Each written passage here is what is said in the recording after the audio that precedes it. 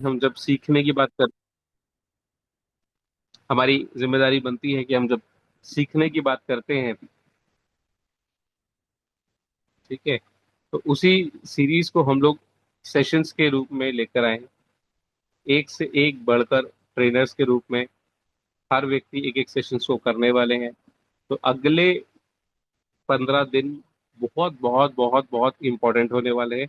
इस 15 दिन के अंदर में आप सभी एक काम जरूर करिए कि डायरी बना लीजिए, और इस 15 दिन के अंदर में जब आप अलग अलग चैप्टर्स को पढ़ेंगे, समझेंगे, बहुत सारे नोट्स बनाएंगे, तो ये चैप्टर्स आपको जीवन भर, जिंदगी भर काम आने वाले हैं। अब यहाँ से एक शुरुआत हो रही है, इसलिए डे वन से ही अपने आप को डिसिप्लिन में ले आना ये बहुत बहुत ज्यादा जरूरी है। राइट। तो अपने मैक्सिमम लोगों को इनवाइट कर लीजिए, क्योंकि ये सीरीज उनसे भी मिस नहीं होनी चाहिए। आयुर्वेदा एबीसीडी चैप्टर 1 के बारे में आज हम फर्स्ट डे है, और इसके बारे में हमारे टीम के सबसे बेहतरीन प्रेजेंटर, सबसे अनुभवी लीडर, जो कि आज पढ़ने में, लिखने में, नोट्स बनाने में सबसे पहले खुद आगे रहते हैं, सबसे पहली जिम्मेदारी उन्हें मिली है। तो मैं इनवाइट करना चाहूंगा आपके सभी के वार्म वेलकम के साथ में अमित चौधरी सर को। तो अमित सर, आप इनवाइटेड हैं, और आज के सेशन से हम समझेंगे कि कैसे आज फर्स्ट चैप्टर से क्या महत्व है आज उस किताब का। अमित सर इनवाइटेड है, welcome sir. Thank you sir, thank you. नमस्ते नेचर ऑल ऑफ यू। और जो आज का टॉपिक है आयुर्वेदा ABCD बुक के ऊपर है। और देखा जाए बिजनेस के अंदर बुक का बहुत महत्व महत्व योगदान रहता है। और खास तौर से डायरेक्ट सेलिंग में हमें सीखना पड़ता है, और सिखाने के लिए हमें लगातार एजुकेशन लेनी पड़ती है। बट बुक का माध्यम सबसे बेस्ट माना जाता है। आप वीडियो सुनेंगे, देखेंगे वीडियो को, ऑडियो सुनेंगे, बस उसके बावजूद भी बुक का आज की तारीख में बहुत बड़ा योगदान है। कल सर की मीटिंग चल रही थी, इसके बारे में भी डिस्कशन हुआ था। और हमारे आदरणीय मेंटर आशीष यादव सर हमेशा बुक पढ़ते रहते हैं। मेरे पास भी बुक का अच्छा कलेक्शन है। और जो लोग सफल हैं, आप किसी भी सफल पर्सन की बैक में जाकर देखिए, स्टोरी पढ़िए, तो बुक का बहुत बड़ा योगदान रहा है। तो बुक हमारे जीवन का बहुत अहम पहलू है हमें सक्सेस दिलाने में। आज 3 अगस्त है, और आज सावन का प्रथम सोमवार है। इस अवसर पर मैं भगवान भोलेनाथ की स्तुति करता हूँ और सभी भोलेनाथ भक्तों को शुभकामनाएं देता हूँ। अगस्त मंथ क्रांति के लिए जाना जाता है। हम और आप मिलकर अपने व्यापार को इस मंथ में स्ट्रॉन्ग प्लानिंग के साथ अपने ड्रीम पर फोकस करते हुए इसे फुलफिल कर सकते हैं। आज का जो टॉपिक है आयुर्वेदा ABCD इंट्रोडक्शन, इसके ऑथर हमारे आदरणीय तारा प्रकाश तिवारी सर हैं, जो managing director doctor nature wellness private limited के डायरेक्टर हैं, जिन्हें 2 दशक से R&D और हेल्थ वेलनेस प्रोडक्ट का अच्छा खासा अनुभव है। आपने एग्रीकल्चर में PhD की हुई है। आपने PG डिप्लोमा प्लांट प्रोटेक्शन में किया हुआ है। सर बार बार एग्रीकल्चर की बात करते हैं, फसल को, पौधों को किस तरीके से हम प्रोटेक्ट कर सकते हैं, तो वो सारी चीज उधर से हमें देखने को मिलती है। और साथ साथ आपने नेचुरोपैथी और योगिक साइंस में भी डिप्लोमा करा हुआ है। आपको महात्मा गांधी सम्मान से नवाजा गया है। साथ साथ हमारे आदरणीय तारा प्रकाश सर को उद्योग रत्न अवार्ड फॉर एक्सीलेंस से भी नवाजा गया है। आपके लीडरशिप में Vrittika हर्बोटेक private limited phenomenal rate से हर साल बहुत तेजी से ग्रोथ कर रही है। भारत भारत की टॉप आयुर्वेदिक मेडिसिन और फूड सप्लीमेंट उत्पादन कंपनियों में से एक है। तो मैं अपने आप को बहुत गौरवान्वित करता हूं कि मैं आदरणीय तारा प्रकाश सर की देखरेख में मैं डायरेक्ट सेलिंग कर पा रहा हूं। और हमारा 100% प्रोडक्ट मैन्युफैक्चरिंग खुद का है। और लगभग 25 देशों में हम बाहर अपनी आयुर्वेद की जो मेडिसिन है, सप्लीमेंट सप्लाई करते हैं। और इंडिया के अंदर हम टॉप आयुर्वेदिक मेडिसिन और सप्लीमेंट में टॉप कंपनियों में शुमार हैं। आयुर्वेदा संस्कृत के 2 शब्दों से मिलकर बना हुआ है, आयुर प्लस वेदा। आयुर का मतलब जीवन, वेदा का मतलब ज्ञान। अगर हम संस्कृत भाषा में समझें तो इसे कह सकते हैं जीवन का विज्ञान। अब हम समझते हैं जीवन का विज्ञान है क्या एक्चुअली। जैसे बुक का नाम दिया हुआ है एबीसीडी, तो ए से awaken to our highest potential as human being, मतलब मानव होने के नाते अपनी सर्वोच्च क्षमता को जागृत करना। अगर मैं दूसरे शब्दों में कहना चाहूं तो इस तरीके से कह सकता हूं, हर पर्सन के अंदर एक अपनी यूनिक क्वालिटी होती है और अलग काम करने का तरीका होता है, अलग सोच होती है। अगर हम अपनी जो क्षमता है उसको पहचान जाएं, उसके ऊपर वर्क करें, तो निश्चित ही हम अपने हर क्षेत्र में बहुत बड़े अचीवमेंट कर पाएंगे और अपने भारत के अंदर घर घर आयुर्वेद को पहुंचा पाएंगे। बट हमें इसको समझना पड़ेगा और इस बुक को रीड करना पड़ेगा। दूसरा आता है balance the inner world of body, mind and soil. शरीर, मन, आत्मा के बीच संतुलन ही अच्छे स्वास्थ्य का आधार है। एलोपैथी केवल आपके शरीर पर काम करती है, आपके माइंड पर काम नहीं करती, आत्मा के ऊपर काम नहीं करती। बट आयुर्वेद, अगर ये तीनों चीज आपकी हेल्दी हैं तब आप एक हेल्दी पर्सन है। इसका हेल्दी रहना बहुत जरूरी है। इसका इंडिकेट करना कि आयुर्वेद को आज भी एलोपैथी के बहुत अच्छे डॉक्टर और कई संस्थानों के जो एचओडी हैं, मैनेजिंग डायरेक्टर हैं, वो भी इसको एलोपैथी की मदर के रूप में जानते हैं। और इंडिया के अंदर प्लानिंग भी हो चुकी है कि हम आयुर्वेदा के साथ अगर एलोपैथी का ट्रीटमेंट करा जाए तो ये बहुत बेस्ट होगा हमारे लिए। और जो डिजीज इंडिया के अंदर बहुत फास्ट ग्रोइंग कर रही हैं उसको हम कम कर सकते हैं।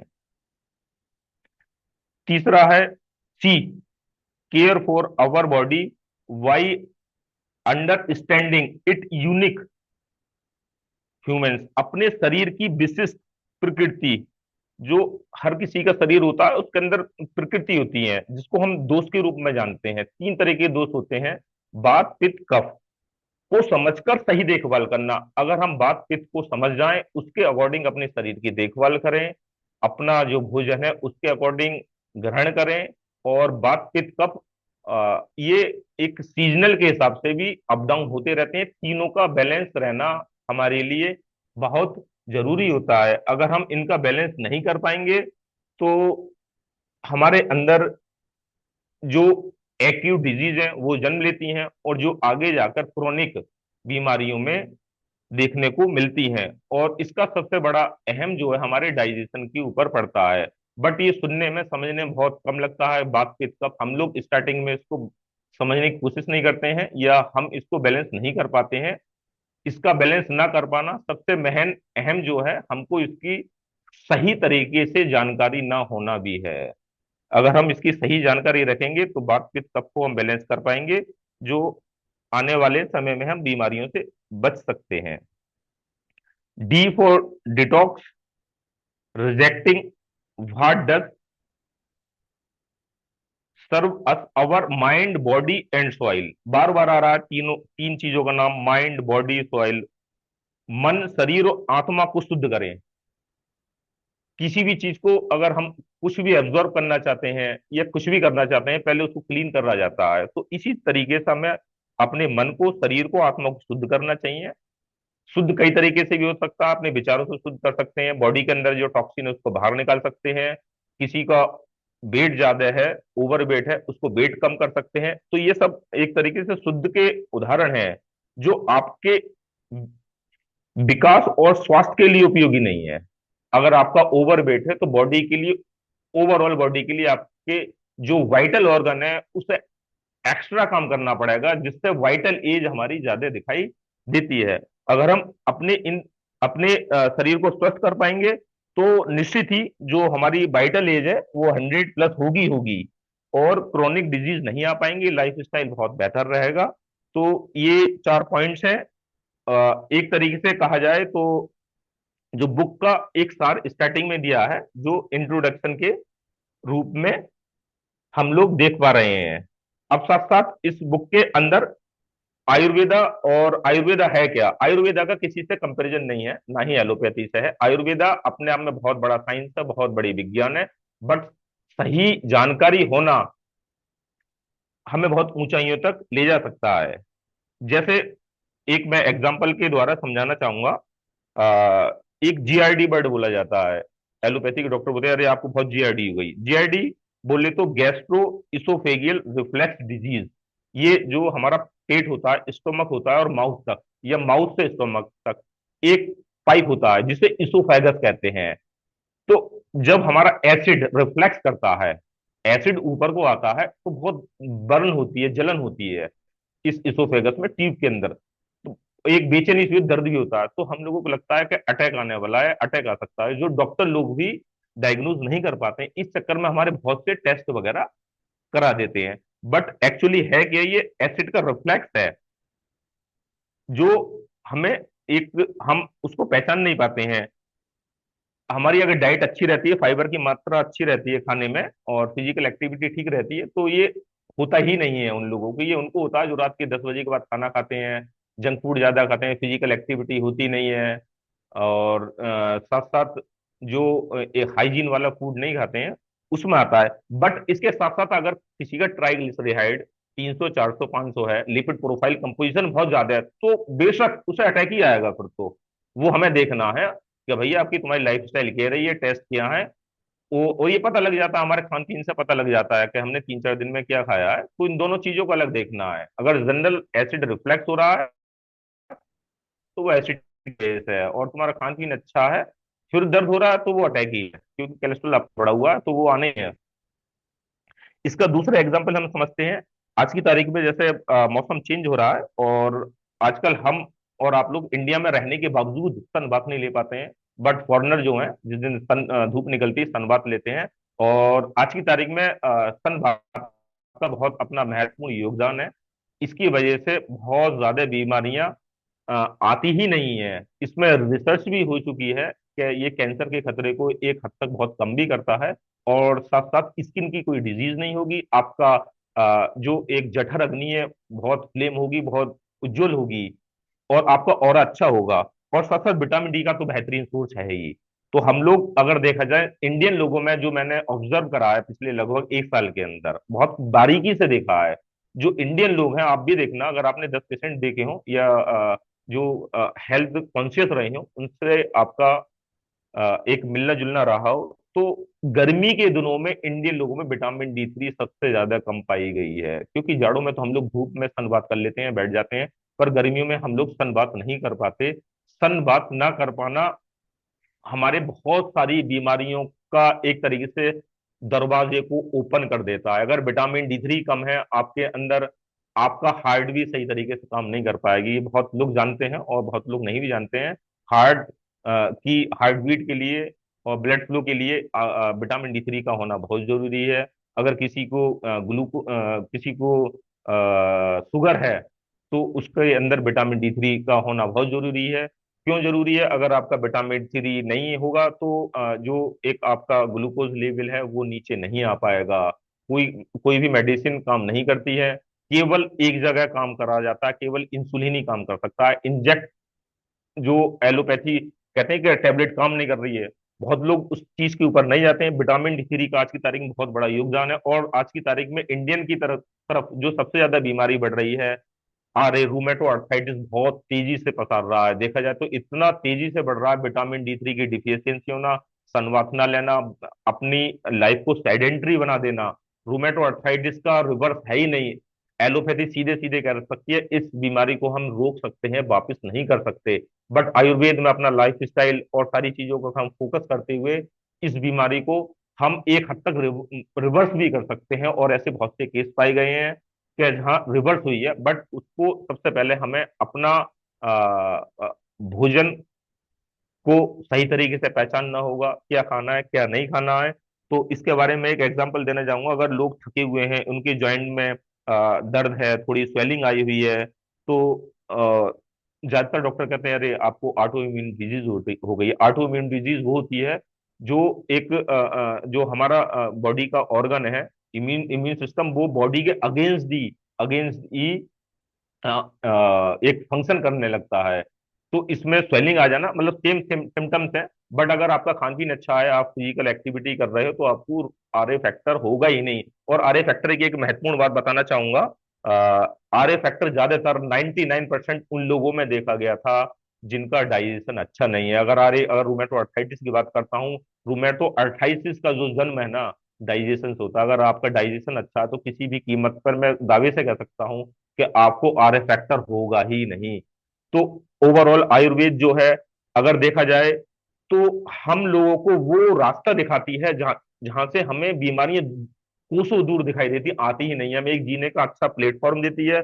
बट इसके इसके एवज में अगर हम आर ए फैक्टर की बात करते हैं, काफी टेस्ट वगैरह होते हैं, वो लोग टेस्ट करा लेते हैं, पर विटामिन डी3 की ध्यान नहीं देते हैं, सन करते नहीं है। हमें अपना जो स्किन स्किन से बहुत लगाव होता है, चाहते हैं हमारा काला हो जाएगा।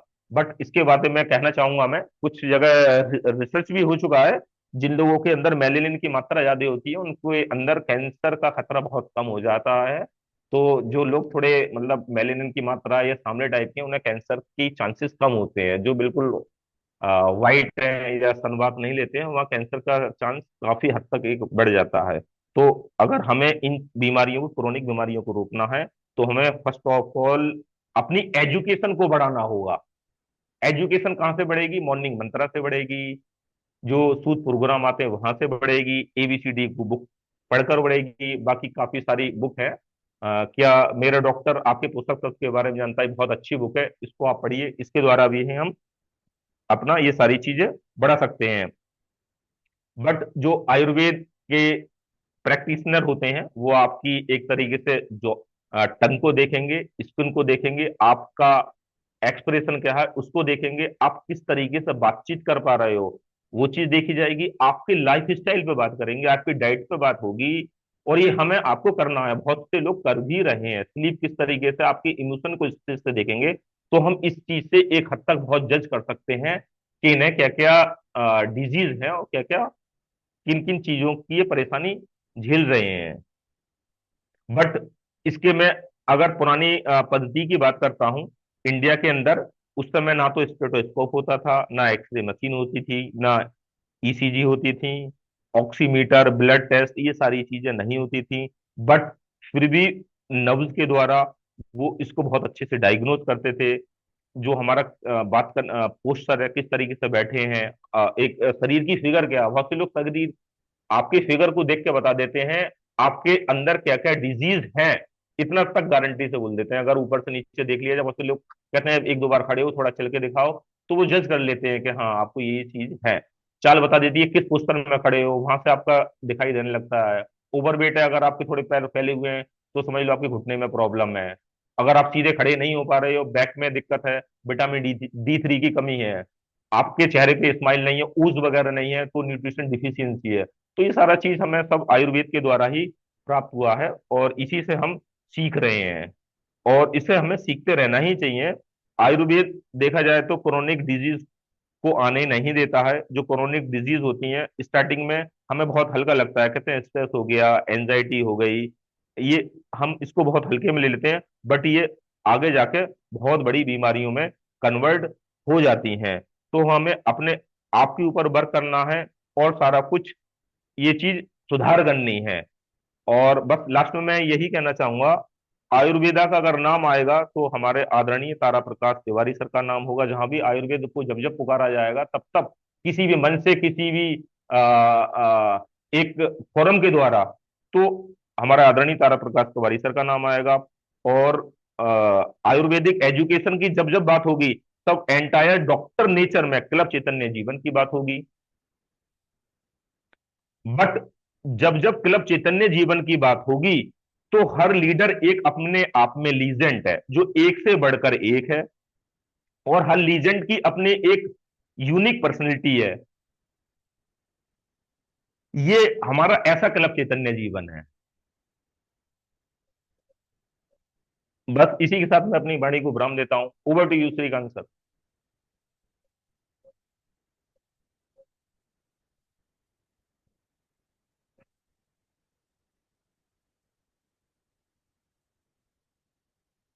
बाकी किसी को अगर कुछ क्वेश्चन पूछने हैं डायबिटीज के रिगार्डिंग और माइग्रेन, लिपिड प्रोफाइल कंपोजिशन के रिगार्डिंग, अर्थराइटिस के रिगार्डिंग, आर ए फैक्टर, अगर आर ए फैक्टर में आप कोई भी क्वेश्चन पूछना चाहते हैं तो आर ए फैक्टर पूछ सकते हैं। ज्वाइंट्स के रिगार्डिंग।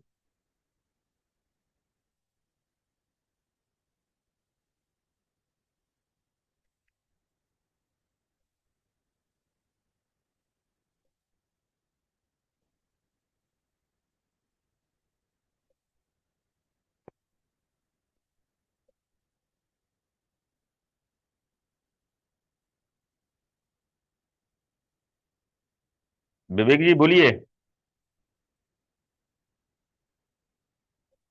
हेलो विवेक सर, मैंने आपको अनम्यूट कर।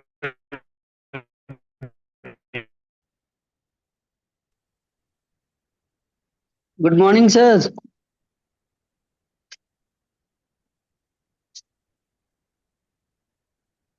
हेलो। हाँ सर बोलिए। Good morning sir.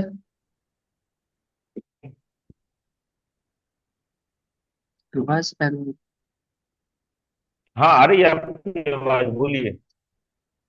आज मिल रही है सर। हाँ हेलो। जी बोलिए, बोलिए सर। हाँ सर, आज आपका आपकी आवाज सेशन क्लियर बहुत है, अच्छा आप रहा। बोलिए। इस बुक को मैंने भी पढ़ा है, इसमें बहुत थैंक यू। बेसिक ज्ञान दिया गया आयुर्वेद के बारे में। जब इस बुक से हम लोग बात करते हैं तो सामने वाला इम्प्रेस हो जाता है सुन के। और मेरा एक आपसे सजेशन चाहिए। हेलो। बताइए सर। हाँ जी, हाँ हेलो। जी। जब जॉइंट्स पेन में हाँ हम जी, लोग अपना आ रही है आपकी मेडिसिन आवाज। देते हैं, जॉइंट्स पेन में जब हम अपना मेडिसिन देते हैं हम्म किसी भी पेशेंट को, तो पहले उसको समस्या होना शुरू हम्म। होता है। तो पेशेंट घबरा हाँ के जी। दवा ही बंद कर देता है। इस केस में हमें क्या करना चाहिए? पेशेंट अपनी दवाई बंद कर देता है, क्यों? उसको समस्या शुरू हो जाती है, ब्लॉटिंग होने लगता है, पेन बढ़ जाता है। ऐसा मैंने 3 पेशेंट पे करके देखा है। क्या क्या दिया था आपने? ज्वाइंट्स पेन ऑयल दिया था, ज्वाइंट क्या पेन क्या दिया टेबलेट था सर? दिया था।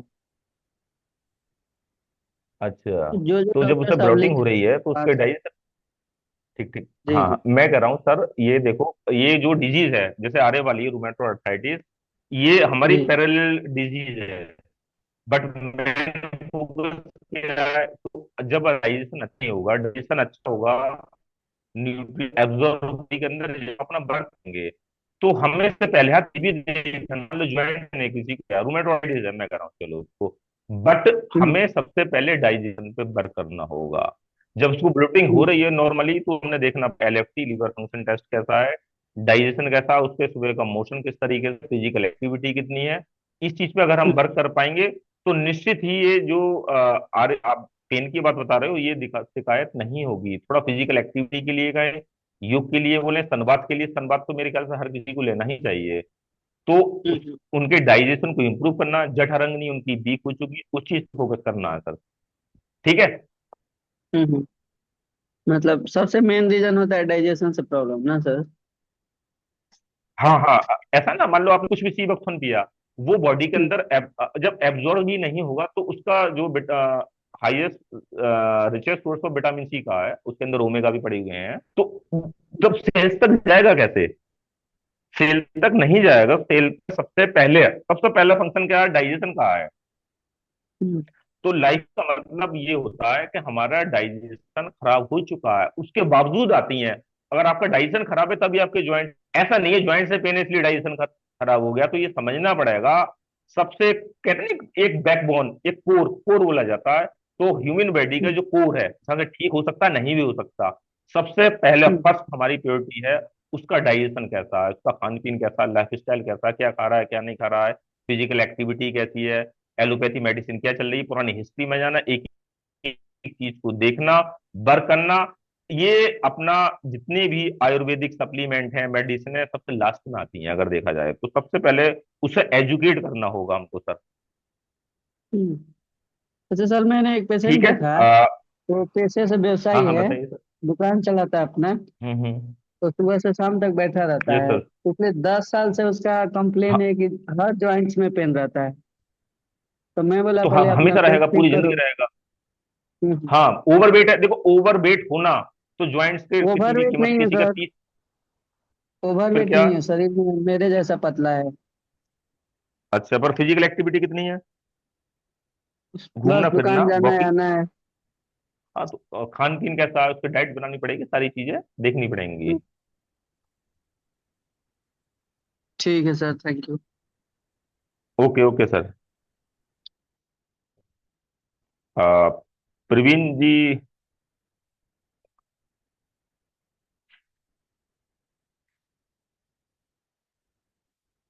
बाकी मैं पूछना चाहूंगा, मेरी तरफ से क्वेश्चन है, अगर किसी को जॉइंट्स पेन है और आरए फैक्टर पॉजिटिव आया है, तो हम क्या क्या इसमें अपने सप्लीमेंट लें? तो चैट बॉक्स में बता सकते हैं आप लोग, अगर किसी को रूमेटो अर्थराइटिस है। और फिर नेक्स्ट क्वेश्चन बहुत इजी है, और जो जनरल है, आरए आरए होता किनको है? ने-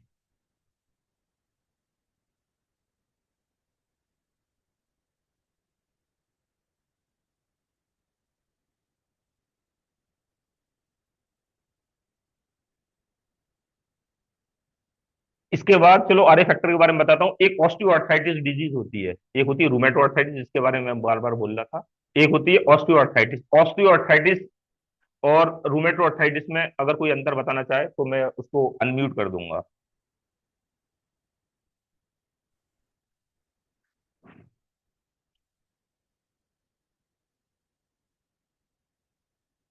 प्रवीण सर वेलकम है, आपको अनम्यूट कर दिया है। नमस्ते नीचर। मैं एक्चुअली में सर नमस्ते यही बता रहा नमस्ते। था कि ऑस्टियो आर्थराइटिस जो है दो तरीके की होती है। तो एक तो होती है ऑस्टियो आर्थराइटिस, एक होती है रूमेटाइड आर्थराइटिस, है ना। ऑस्टियो आर्थराइटिस तो एक राइट कॉमन सर। सी प्रॉब्लम हो गई जिसको हम गठिया भी बोल देते हैं। But rheumatoid right arthritis sir. में ना नोट्स वगैरह बन जाते हैं, उंगलियों में स्वेलिंग वगैरह आ जाती है, उंगलियां टेढ़ी भी हो जाती हैं। और ज्यादातर राइट सर। उसमें मेडिसिन जो दी जाती है उसमें स्टेरॉइड्स यूज किए जाते हैं, जैसे मिथोट्रेक्सेट वगैरह हो गया। तो मैं एक्चुअली में हाँ ये हाँ जानना चाह रहा था कि ऑस्टियोआर्थराइटिस में तो मैंने तो रिजल्ट भी दिया हुआ, बट रूमेटाइड आर्थराइटिस में क्या है, काम करेगा? हाँ, मैं और दूसरी उसके चीज मैं ऊपर थोड़ा सा आ रहा हूँ सर। थोड़ा सा मैं इस आर ए फैक्टर के बारे में भी और जानना चाह रहा था कि जिससे लिखते तो हैं, एक टर्मिनोलॉजी आती है कि आर ए फैक्टर इतना है, but R A factor basically होता क्या है? हम्म हम्म। तो प्रवीण सर, जो आपने बताया अर्थराइटिस दो भागों में बटी होती है। एक को ऑस्टियो अर्थराइटिस बोलते हैं, एक को रूमेटो अर्थराइटिस बोलते हैं। ऑस्टियो अर्थराइटिस सिमेट्रिकल नहीं होगी, मतलब आपका आपके लेफ्ट साइड में किसी में स्वेलिंग है तो दूसरी तरफ नहीं होगी। पर रूमेटो अर्थराइटिस में ये आपका सिमेट्रिकल होगी, एक साइड है तो दूसरी साइड भी होगा। रूमेटो अर्थराइटिस में छोटे ज्वाइंट्स है, फिंगर के ज्वाइंट्स हो गए, पैरों के फिंगर, वहां होगी आपका जो रूमेटो अर्थराइटिस है, वो बिल्कुल। छोटे ज्वाइंट्स में होगी। ऑस्टियो अर्थराइटिस जो बड़े ज्वाइंट्स है, जैसे नी हो गया, हिप हो गया, इधर होगी। ऑस्टियो अर्थराइटिस जिस हम्म। वेट बियरिंग, जिनका वेट ज्यादा होगा उनके अंदर होगी, जिस जिसके अंदर cartilage, synovial fluid, synovial membrane, ये डैमेज होने लगती हैं। बट रूमेटो अर्थराइटिस जो है ये ऑटोइम्यून डिजीज में आती है। तो इसके अंदर क्या है, इसके अंदर हमारा अगर देखा जाए, बहुत अगर जो मैंने जितना समझा है, जितना जाना है, ये हमारा डाइजेशन से बहुत संबंध रहता है। और बाकी इसके अंदर हेरिडिटरी करेक्टर भी माना जाता है, कई फैक्टर एक साथ मिल जाते हैं, तब ये एक तरीके से रूमेटो अर्थराइटिस का रूप ले लेती है। अब इसमें एक टेस्ट होता है एलोपैथिक में जिसमें तो कहते हैं आर ए फैक्टर, ये पॉजिटिव आता है। हाँ, एलोपैथी में जी। बता देता हूँ। अरे जो रूमेटो अर्थराइटिस है, जैसे आपने बताया था मिसो ट्रेक्सेट, सल्फासालाजीन वगैरह, जो यहाँ डॉक्टर लोगों को समझ रहे होंगे, हाइड्रोक्सोक्लोरोक्विन सल्फेट, ये रूमेटो अर्थराइटिस में दी जाती हैं। ये एक्चुअली जो हमारा इम्यून सिस्टम है, जो बॉडी के अंदर रूमेटो अर्थराइटिस जो ज्वाइंट्स के अंदर एक तरीके से ट्रिगर कर रहा है, उसको डैमेज पहुंचा रहा है, तो जो हमारा इम्यून सिस्टम को डिप्रेस करने की मेडिसिन है। तो कितना अंतर हो गया, मतलब आयुर्वेदा क्या कर रहा है, आपका इम्यून सिस्टम को बढ़ा के डिजीज ठीक कर रहा है, और एलोपैथी इम्यून सिस्टम को डिप्रेस कर रहा है। कितना अंतर हो गया। कभी दोनों मेडिसिन एक साथ नहीं चल सकती हैं, अगर देखा जाए। बहुत इसके अंदर एक शार्पनेस की जरूरत है, और मैं यही कहना चाहूंगा, अगर किसी के पास सारे पेशेंट डॉक्टर की सलाह द्वारा, जो हमारे डॉक्टर के पैनल है उनके द्वारा ही जाएगा, अगर उसकी एलोपैथी मेडिसिन चलनी है, कौन सी बंद करनी है, कौन सी कंटिन्यू करनी है, क्योंकि इसके ऊपर बहुत बड़ी साइंस है। एक एक आपका इसको रोग प्रतिरोधक क्षमता को बढ़ा रहा है, एक कम कर रहा है, तो दोनों एक दूसरे से अपोजिट हो गई ना। और जी स्टीरॉयड का जैसा आपने बताया प्रवीण भाई, बहुत सही बताया, स्टीरॉयड का बहुत अहम रोल होता है। अगर स्टीरॉयड नहीं दिया जाए तो उसके अंदर स्वेलिंग इतनी बढ़ पाती है, वो चल नहीं पाए, बहुत सीवियर पेन होता है। बट वो डॉक्टर मूवमेंट के ही नहीं होगा। माध्यम से ही देना चाहिए, हमें अपनी जानकारी के। हाँ हाँ, उससे उससे बहुत नुकसान होता है। और सब लोग जानते हैं स्टेरॉयड हमारी बॉडी के अंदर जो कैल्शियम है उसको बहुत फास्ट फास्ट तरीके से डिक्रीज करता है, और साथ साथ लीवर पे इसका बहुत बड़ा साइड इफेक्ट है अगर हम लॉन्ग टर्म यूज करते हैं। बट एक्यूट एक्यूट के अंदर इसका बहुत अच्छा रोल है, एलोपैथी में कुछ दिन के लिए ये देते हैं। अब इसके बाद डॉक्टर उत्तम कुमार जी, कुछ और कुछ प्रवीण सर? बस सर थोड़ा सा आर ए फैक्टर के बारे में जानना था, अगर बता सकते हैं तो बताइए। क्या है बेसिकली आर ए तो फैक्टर, आर क्या ए है? फैक्टर का सर एक टेस्ट होता है। हाँ, जो जो टेस्ट तो आर ए क्या होता फैक्टर है? होता है, हाँ, जी। ये इसके अंदर एक टेस्ट कराया जाता है जो एक मानक होता है, उसको एक पैरामीटर है। अगर आपका आर ए फैक्टर पॉजिटिव आएगा तब आप रूमेटो अर्थराइटिस के लिए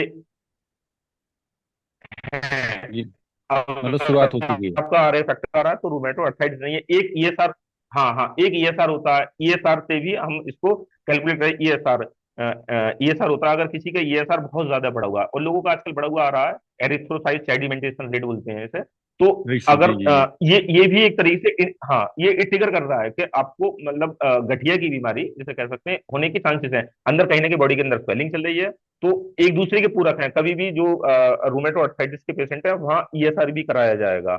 आरए को तो एडजस्ट करने के लिए कराया जाएगा कि है या नहीं है, पर ईएसआर बहुत कराया जाएगा, और डॉक्टर लोग आजकल करा रहे हैं। कई कई डिजीज में भी ईएसआर का बहुत अहम रोल होता है। कभी कभी अगर ईएसआर बड़ा होता है तो उसका मैंने देखा है, मेरे पास इस समय खुद है भी लाइव पेशेंट, उनका बीपी अचानक बढ़ जाता है, और बीपी इतना बढ़ता है कि एलोपैथी मेडिसिन भी कवर अप नहीं कर पाती है। तो इसका मतलब क्या, बॉडी के अंदर कहीं ना कहीं स्वेलिंग चल रही है। और हमारे जो आयुर्वेद के सप्लीमेंट है इसमें बहुत अच्छा वर्क करते हैं। अगर देखा जाए तो एक दिन में स्वेलिंग नहीं बनती है, ये हमारे लाइफ स्टाइल डिजीज होने के कारण, सेडेंट्री लाइफ खराब होने के कारण ये सारी चीजें उनके द्वारा हो पाता है। धन्यवाद सर आपका, thank you so much sir. Okay sir, okay, welcome sir. उत्तम कुमार जी, मैंने आपको अनम्यूट कर दिया है सर। वेलकम है सर। डॉक्टर गुड उत्तम कुमार जी, हाँ, वेलकम है आपका sir. Good morning all of you sir. ये सर हम गुड लोग मॉर्निंग सर। अभी अभी सर आपसे बहुत कुछ सीखे और अच्छा क्लास चल रहा है। ये ऑस्टियोआर्थराइटिस और रूमेटाइड अर्थराइटिस पर बात हो रही थी। उसमें थोड़ा सा मैं ऐड करना चाहूंगा। जैसे अभी राइट सर सर, राइट, पूछ वेलकम वेलकम। रहे अभी एक सर पूछ रहे थे कि रूमेटाइड अर्थराइटिस क्या है। पहले तो ऑस्टियोआर्थराइटिस हम लोग समझे। ऑस्टियोआर्थराइटिस एक ज्वाइंट का, जैसे आपने अभी कहा कि बड़े ज्वाइंट का वो एक स्वेलिंग, जैसे घुटने का स्वेलिंग ज्यादातर होता है, क्योंकि ऑस्टियोआर्थराइटिस में वो हमारा जोड़ प्रभावित होता है, साइनिकल फ्लूइड सूखने लगता है और कार्टिलेज डैमेज होने लगता है, जिसके कारण ऑस्टियोआर्थराइटिस होता है और हमें चलने में दिक्कत होती है। ये यानी कि ये ऑस्टियोआर्थराइटिस एक समझिए ये बोन का डिजीज है, जो कि वो हमारा बोन में कार्टिलेज जो होता है वो डैमेज होने लगता है, और वो डैमेज जब होगा तो हमें चलने में कठिनाई होगी और ऑस्टियोआर्थराइटिस होगी। ऑस्टियोआर्थराइटिस में हम लोग क्या करते हैं कि जांच कराते हैं। जैसे मान लीजिए वो उसमें हम लोग आर ए फैक्टर भी हमने देखा, और लेकिन अंतर हो जाता है। अगर आर ए फैक्टर पॉजिटिव आ रहा है तो बॉडी में ऑटो इम्यून सिस्टम गड़बड़ है, एकदम साफ समझ लीजिए। और ऑटो इम्यून सिस्टम वो सेल का बीमारी है, हमारा सेल डैमेज हो रहा है। तो यानी कि दो तरह समझिए। अगर रूमेटाइड अर्थराइटिस आप जांच कराते हैं, आर ए फैक्टर जिसको बोलते हैं, तो आर ए फैक्टर जांच कराते हैं उसमें पॉजिटिव आ रहा है, तो पेशेंट के साफ साफ बोलिए कि महाशय आपका दवाई अभी रेगुलर चलने वाला है। क्यों? क्योंकि एक सेल दूसरे सेल को आपस में मार करने लगते हैं। ऐसे एक उदाहरण से समझिए, जैसे बाहर के झगड़ा मिटाना आसान होता है, हम लोग बाहर के झगड़े में पंचायती बहुत आराम से कर देते हैं, लेकिन घर के झगड़ा मिटाना आसान नहीं होता। हम नहीं समझा पाते अपने ही लोगों को, अपने ही घर के लोगों को नहीं समझा पाते, जिसके कारण लड़ाई मिट नहीं पाती या बढ़ जाती है। तो ठीक उसी प्रकार ये हमारा क्या करता है, ज्वाइंट के जो सेल हैं आपस में एक दूसरे पर अटैक करने लगते हैं, एक सेल दूसरे सेल को ही डैमेज करने लगता है, जिसके कारण ये हमारा ऑटो इम्यून डिजीज हो जाता है। तो ऑटो इम्यून डिजीज हो गया, अब आर फैक्टर पॉजिटिव है तो जल्दी दर्द ठीक नहीं होगा। और क्या, इसमें यूरिक एसिड की भी जांच कराएं, क्योंकि आर फैक्टर पॉजिटिव आ रहा है तो आप क्लियर समझ लीजिए कि बॉडी में टॉक्सिन जा रहा है। और अभी अभी अब सर बताए अमित सर कि ये डाइजेशन सिस्टम में गड़बड़ होता है, सही होता है। अगर किसी का पेट गड़बड़ है, डाइजेशन सिस्टम गड़बड़ है, तो समझ जाइए कि उसको ज्वाइंट पेन होगा ही होगा। लेकिन ये रूमेटॉइड अर्थराइटिस और ऑस्टियोआर्थराइटिस में अंतर क्या है कि ऑस्टियोआर्थराइटिस में मतलब वो बाहर का झगड़ा है, उसको आप आसानी से मिटा सकते हैं, कम दवाई चला सकते हैं, या कम दिनों में वो ठीक हो सकता है, रिवर्स हो सकता है। लेकिन आर एफ फैक्टर पॉजिटिव होने के बाद रिवर्स होता है कोई दवाई से, लेकिन फिर पुनः हो सकता है, क्योंकि वो सेल डैमेज हो रहा है ना, ज्वाइंट का सेल डैमेज हो रहा है, ऑटोइम्यून डिजीज है। तो वो सेल के जब तक दवाई नहीं चलेगा, मतलब ऑटोइम्यून का जब तक दवाई नहीं चलेगा तब तक पूरी तरह से ठीक नहीं होगा। और एक चीज और देखिएगा, ऑस्टियोआर्थराइटिस अगर है, घुटने में सूजन हो गया है, स्टेरॉइड वगैरह लोग यूज करते हैं, तो उसमें आराम हो जाता है। लेकिन रूमेटॉइड अर्थराइटिस में उतना आराम नहीं होता। क्यों? क्योंकि भाई वो अपने सेल को रिजनरेट कैसे कर देंगे स्टेरॉइड से, सवाल ही नहीं है। तो इसलिए कि आर एफ फैक्टर पॉजिटिव है तो स्टेरॉइड से केवल ठीक नहीं होगा। अच्छा, उसमें आप यूरिक एसिड अवश्य चेक कराएं। अधिकांशतः पेशेंट को देखने को मिलता है कि जिसका आर एफ फैक्टर पॉजिटिव है उसका लगभग लगभग 80% वो यूरिक एसिड बढ़ा हुआ मिलता है। और यूरिक एसिड बढ़ा हुआ है इसका मतलब ब्लड में टॉक्सिन आ चुका है।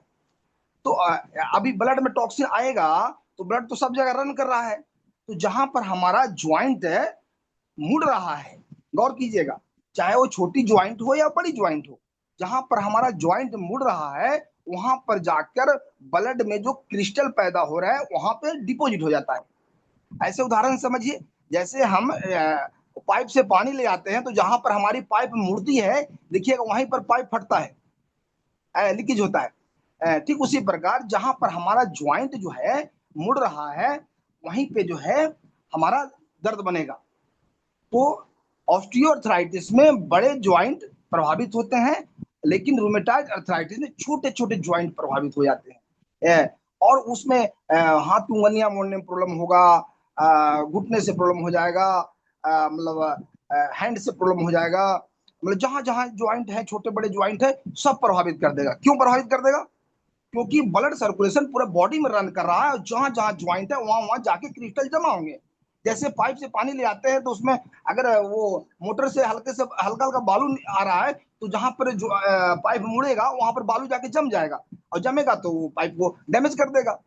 ठीक उसी प्रकार जहां पर बॉडी में जैसे ही टॉक्सिन आया तो वो जहां पर ज्वाइंट मुड़ा हमारा वहां पे जाके क्रिस्टल जमा होगा और वहां पे दर्द पैदा कर देगा, सूजन पैदा कर देगा, स्टिफनेस पैदा कर देगा। और पेशेंट बोलेगा सर हम चल नहीं पा रहे हैं, हमारा पैर नहीं मुड़ पा रहा है, हम सर बैठ नहीं पा रहे हैं, सर हम लाठी लेके चल पाते हैं, तो ऐसे ऐसे कंप्लेन शुरू कर देगा। तो करना क्या है, सबसे पहले वैसे पेशेंट को आप बॉडी डिटॉक्स कीजिए, सबसे पहली बात है बॉडी डिटॉक्स कर ले। एक से एक हमारे पास बॉडी डिटॉक्स है। अभी ये ग्रुप में भी आता है गौमूत्र के बारे में, बॉडी डिटॉक्स बहुत फास्ट गति से करता है, सीधी सर डाले हैं ग्रुप में। तो ये गौमूत्र से बॉडी डिटॉक्स करें, एलोवेरा वगैरह से बॉडी डिटॉक्स करें। लेकिन हाँ एक बात ध्यान रखिएगा, एलोवेरा आप ठंडे पानी में नहीं दीजिएगा। कुछ कुछ पेशेंट का जो है तो ठंड प्रकृति की होती है तो उनको एलोवेरा से बढ़ सकता है, तो उसको बोलिए कि आप गर्म पानी में लें। तुलसी दे सकते हैं कम पैसों में। और ये कैल्शियम की गोली दीजिए, कैल्शियम है वो डैमेज होता है बॉडी से, जिसके कारण दर्द और ज्यादा बनता है। तो बोलिए कि पेशेंट को कि प्रोटीन वाला चीज ना खाएं, यहाँ तक कि अगर आप दूध भी मना करते हैं तो बेटर होगा। मैं तो मना करता हूँ पेशेंट को, क्योंकि दूध में प्रोटीन भरपूर मात्रा में होता है। तो प्रोटीन से संबंधित दाल वगैरह भी थोड़ा सा कम करें। भले वो रिपोर्ट में यूरिक एसिड नॉर्मल दिख रहा हो, लेकिन पेशेंट अगर कंप्लेन कर रहा है कि सर स्टिफनेस ज्वाइंट में हमारा आ रहा है, हाथ पैर उंगलियां मुड़ नहीं पा रही बढ़िया से, स्टिफनेस आ रहा है, तो वो बंद करें। जो भी प्रोटीन का सामान वो खा रहे हैं उनको कहिए कि कम करें या बंद करें। और तो ये रूमेटाइड अर्थराइटिस में आप देखेंगे क्या कि जैसे ही उनको रूमेटाइड का प्रॉब्लम हुआ, ज्वाइंट में स्वेलिंग हुआ, और क्या देखिएगा ट्यूमर की तरह उठ जाता है, वो बोन में स्वेलिंग हो जाता है और लगेगा कि वो गांठ गांठ नियन हो जाता है ज्वाइंट में। क्यों क्यों? तो ये बॉडी डिटॉक्स करने का प्रयास करती है, पूरा प्रयास करती है कि वो जो है ब्लड में जो टॉक्सिन आ गया उसको रिमूव कर दें। तो वो बॉडी लड़ती है, वो डिजीज से लड़ती है। तो डिजीज से लड़ने के कारण जो है पेशेंट को फीवर भी आएगा। पेशेंट बोलेगा कि सर हमको फीवर भी आ रहा है। फीवर क्यों आ रहा है? फीवर तभी आता है जब बॉडी बाहरी डिजीज से वो बॉडी लड़ता है। जब तक बॉडी लड़ेगा नहीं तब तक फीवर आएगा ही नहीं। तो पेशेंट का कंप्लेन रहेगा कि सर मुझे फीवर भी आ रहा है। वो तो समझ जाइए कि वो जो है पूरा लड़ाई चालू है एक सेल दूसरे सेल में आपस में लड़ाई भी कर रहे हैं, और ये बॉडी भी उसको निकालने का प्रयास कर रहा है, जिसके कारण फीवर आ गया है। तो ऑस्टियोआर्थराइटिस में फीवर नहीं आएगा, लेकिन रूमेटाइड अर्थराइटिस में फीवर 99% लोगों को आता है। तो अगर फीवर आ रहा है तो समझिए कि रूमेटाइड अर्थराइटिस उसको है। अगर उसको ज्वाइंट में पेन आ रहा है, स्टिफनेस आ रहा है, तो समझिए कि उसको रूमेटाइड अर्थराइटिस है। लेकिन ऑस्टियोआर्थराइटिस में स्टिफनेस कम आता है, या किसी से आता भी है तो वो बड़े ज्वाइंट में जैसे घुटने वगैरह ज्यादा प्रभावित होगा, वो स्वेलिंग आता है, आप वो दवाई उसका देंगे तो धीरे धीरे रिवर्स हो जाएगा। लेकिन रूमेटाइड अर्थराइटिस थोड़ा लेट से रिवर्स होता है या जल्दी नहीं रिवर्स होता है, ऐसे कहिए, क्योंकि ऑटोइम्यून डिजीज है। मैंने उदाहरण से अभी समझाया कि बाहरी लड़ाई सुलझाना आसान है, घर का लड़ाई सुलझाना आसान नहीं है। तो उस जिसको रूमेटाइड अर्थराइटिस निकल जाता है उसको बोलिए कि मिनिमम अभी 3 महीना खाइए दवाई, उसके बाद आगे की ओर सोचेंगे। फिर वो आप रूमेटाइड अर्थराइटिस का आर फैक्टर चेक कराइए, अगर पॉजिटिव आता है तब। और देखिएगा अभी चर्चा हो रही थी कि रूमेटाइड अर्थराइटिस में ईएसआर बढ़ा हुआ मिलेगा। क्यों नहीं मिलेगा? क्योंकि भाई वो लड़ाई हो रही है आपस में, तो आपस में धक्का मुक्का होगा, और समझिए तो मुंह कान फूलेगा ना, फूलेगा तो स्वेलिंग आएगा। स्वेलिंग आएगा तो ये सर बताएगा ना कि हाँ भाई आपके बॉडी में स्वेलिंग आ रही है। तो ईएसआर बढ़ा मिलता ही मिलता है। तो ईएसआर बढ़ा मिला। अच्छा, बॉडी में स्वेलिंग कैसे आती है, क्यों आती है? क्योंकि बॉडी जब तक फाइट नहीं करती है डिजीज से तब तक वो बॉडी में स्वेलिंग नहीं आती, अगर इंजुरी ना हुआ हो तो वो क्या है, ईएसआर बढ़ा हुआ मिलेगा। तो समझ जाइए कि वो ईएसआर बढ़ा हुआ स्वेलिंग है, यूरिक एसिड बढ़ा हुआ है, तो समझ जाइए कि बॉडी में टॉक्सिन है। और उससे पेशेंट से पूछिए कि डाइजेस्टिव सिस्टम आपका क्या है, मतलब वो खाना पे तो बोलता है कि लैट्रिन फ्रेश नहीं होता है, उसको तुरंत कॉन्स्टिपेशन की दवाई दीजिए। क्योंकि जब तक पेट साफ नहीं रहेगा, एक ध्यान रखिएगा, घुटने के दर्द के लिए अभी हम लोग दिमाग लगाते हैं घुटने में, लेकिन नहीं, सही अमित सर बोले, उस पेशेंट का बीमारी में घुटने में कम और पेट में ज्यादा है। क्योंकि जैसे ही उसका कॉन्स्टिपेशन होगा, अभी हम बोले ना कि वो जैसे टॉक्सिन जैसे ही बनेगा, चाहे पेट में टॉक्सिन बने या ब्लड में टॉक्सिन बने, तो टॉक्सिन जहां भी बनेगा वो उपद्रव मचाएगा, वो कोहराम मचाएगा। तो अगर बॉडी में अगर टॉक्सिन बन रहा है ब्लड में या फिर इंटेस्टाइन में, तो इंटेस्टाइन के टॉक्सिन साफ करने के लिए हमारा बहुत सारा वो प्रोडक्ट है, आप लोग सब जानते हैं। तो वो दीजिए, उदर निरोगी पाउडर है, कॉन्स्टिपेशन का पाउडर है, वो सब सारा कुछ दीजिए, फ्रेशो है तो वो दीजिए। यानी पेट को साफ कीजिए। अगर कोई ज्वाइंट पेन के रोगी आता है तो वो पहले पेट साफ कीजिए, दूसरा ब्लड साफ कीजिए, तीसरा रीजनरेट करने के लिए, सेल को रीजनरेट करने के लिए ताकत की दवाई दीजिए, जैसे अश्वगंधा दीजिए, जैसे करकुमिन दीजिए। कम पैसा में अगर लेता है तो हल्दी दीजिए, उसको कैल्शियम के टैबलेट दीजिए। और बाकी तो दर्द का तेल, दर्द का दवाई सब देंगे तो देंगे ही, वो तो अलग चीज है।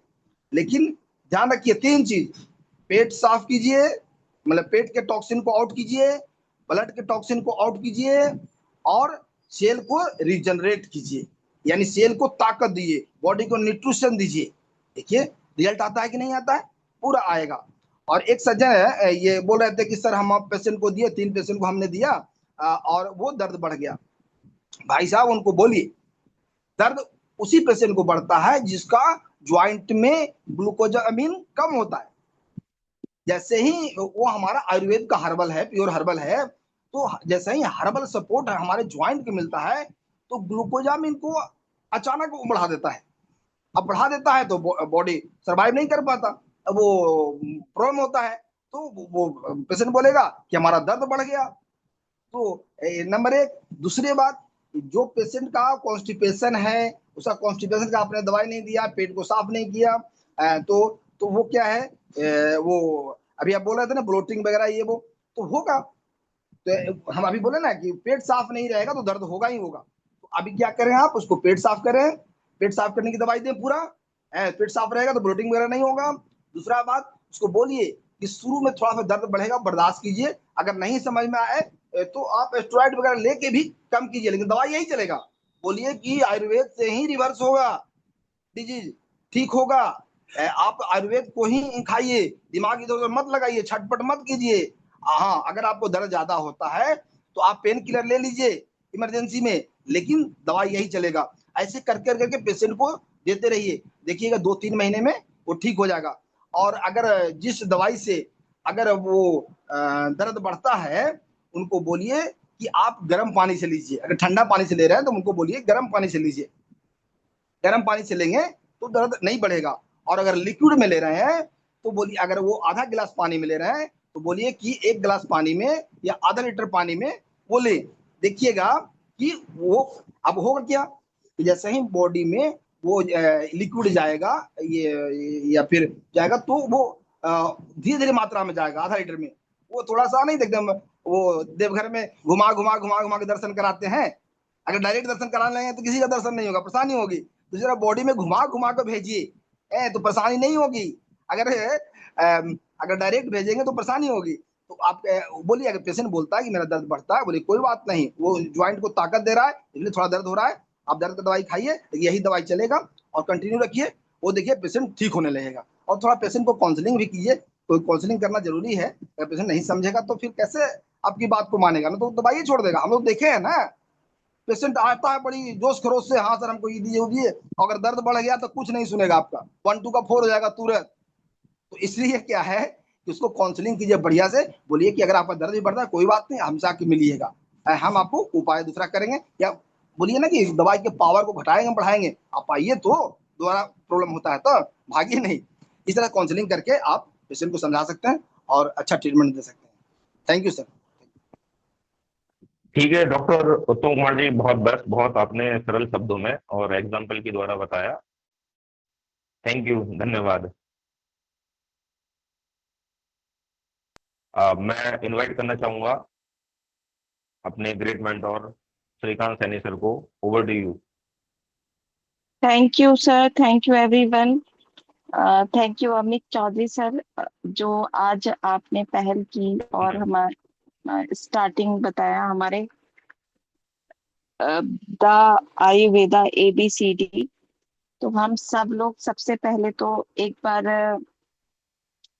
हमारे डॉक्टर तारा प्रकाश तिवारी सर के लिए यहाँ पे बहुत सारे इमोजीज और थैंक यू और हार्ट वाले इमोजीज देंगे कि उन्होंने बुक लिखी है और हम सबको आज मौका मिल रहा है कि उसको हम और भी बेहतर तरीके से सब एक साथ मिलकर उसकी नॉलेज लेने वाले हैं। तो और उसके बाद एक बार और सारे लोग इमोजीज भेजिए कि हमारे ग्रेट लीडर्स आशीष यादव सर और श्रीकांत सर का ये जो मीन्स स्टेप है कि हम इस बुक को सब साथ में मिलकर सीखेंगे, जानेंगे और आयुर्वेदा को और भी बेहतर तरीके से लोगों के सामने रिप्रेजेंट करेंगे।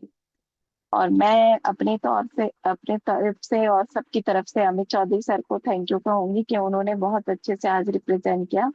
और खास तौर से डॉक्टर उत्तम कुमार सर का, उन्होंने रूमेटाइड आर्थराइटिस को बहुत अच्छे से डिफाइन किया है। Thank you sir. आयुर्वेदा और उसको जो है एलोपैथी को बहुत ज्यादा अपोजिट ना करते हुए इस बुक के थ्रू हम समझेंगे कि वो एक अलग चीज है। आयुर्वेदा में जैसे स्टार्टिंग में ही हो रहा था, जीवन का विज्ञान है ये। तो आयुर्वेदा को सिर्फ हम ये सीखेंगे कि जीना कैसे है, जिंदगी को, लाइफ को हमें बिताना कैसे है कि हम बीमार ही ना पड़े। बड़ा इजी वे में थोड़ा सा ही बस इसको ऐसे समझ लेंगे।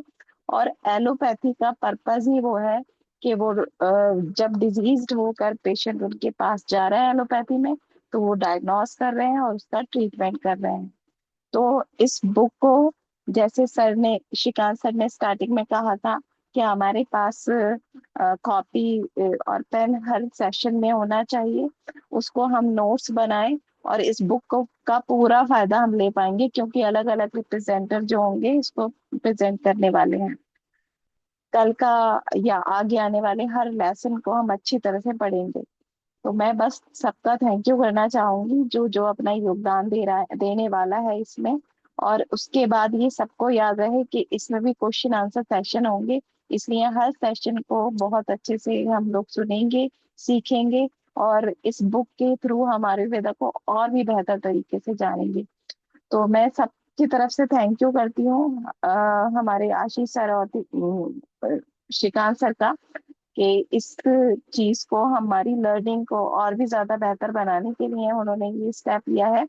और इसको यहीं पे क्लोज क्लोज करते हैं सेशन को, और कल मिलते हैं किसी अच्छे सेशन में, जो हमें सेकंड लेसन हम जरूर किसी अच्छे रिप्रेजेंटर से सुनने वाले हैं।